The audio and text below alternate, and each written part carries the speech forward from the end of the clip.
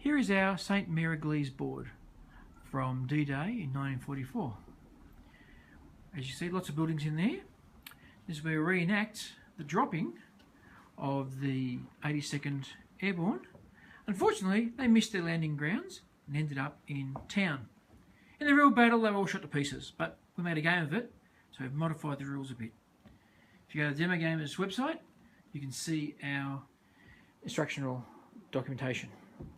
As you can see, lots of buildings here. Great fun with the foreground people. That building we're looking at right now is the Sarissa Precision Chateau. Love it. Lots of windows here to shoot from. Fighting the fires are the Germans. We have an inexperienced squad and a HQ. Fighting the fires quite handily on both sides. The objectives, we have 3 objectives. First one here is between the foreground building right here, the cafe, and the church. That's first objective. Second objective is the fountain. And the last objective is the statue behind the town hall. In this game, we've got the Germans, a couple of them out front fighting the fires here and there. And we've also got inside all these buildings, randomly located, the rest of the German defenders. There's 2 inexperienced squads and 2 regular squads and a machine gun somewhere within these buildings from both armies. The Americans landing, they have a total of 31 men, represented by these counters. Each little square represents a unit. And we're going to drop these, and where they land is where the troops land. Let's have a see how that goes.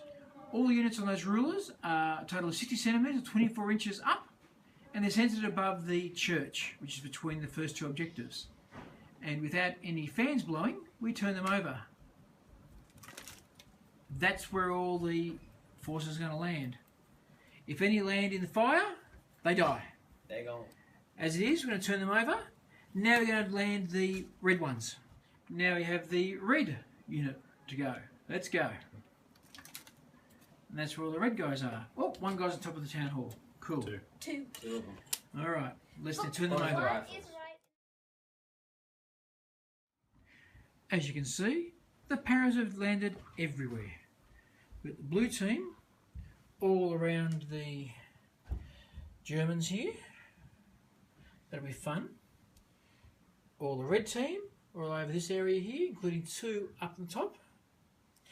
And at this point in time, while the rest of the Germans are asleep, we have to work out the first stage.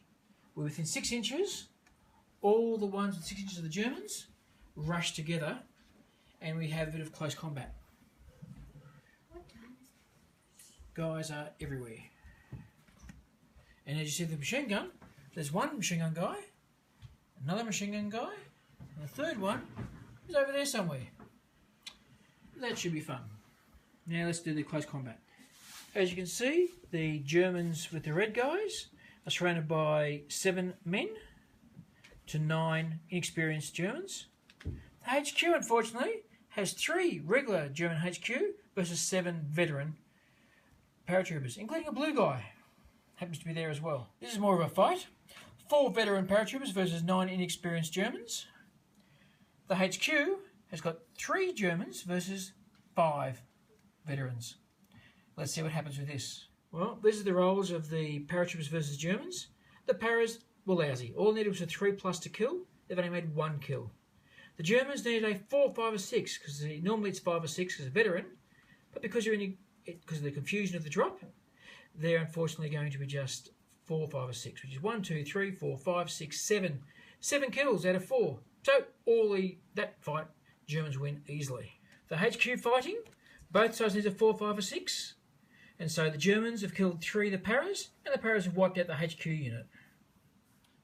So the HQ fight ends up being the paratroopers killed 3, and the HQ killed 3. But there's only 3 HQ guys, so they all gone. With the inexperienced squad guys, the paras killed 7, and all the Germans got to kill were 3. So, worked out alright. 4, so I killed 4. Either way, the Germans lost. So at this stage, the Paras, both armies, have lost 7 guys. The James's dudes, one's facing red, they've lost the HQ and that inexperienced squad. And the Germans on this side have lost the HQ only. The other squad's still hale and hearty in many ways. They only lost 1 guy. So now what happens is the reorganisation, all the Paras can move 12 inches to reorganise themselves.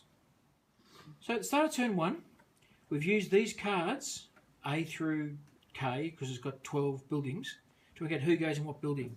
Because all the Germans that aren't in the street are asleep in their beds. And as turn 1 comes along, they have to roll to see if they wake up. So at the start of this game, we've got all in the out is Germans is the pretty much almost full squad.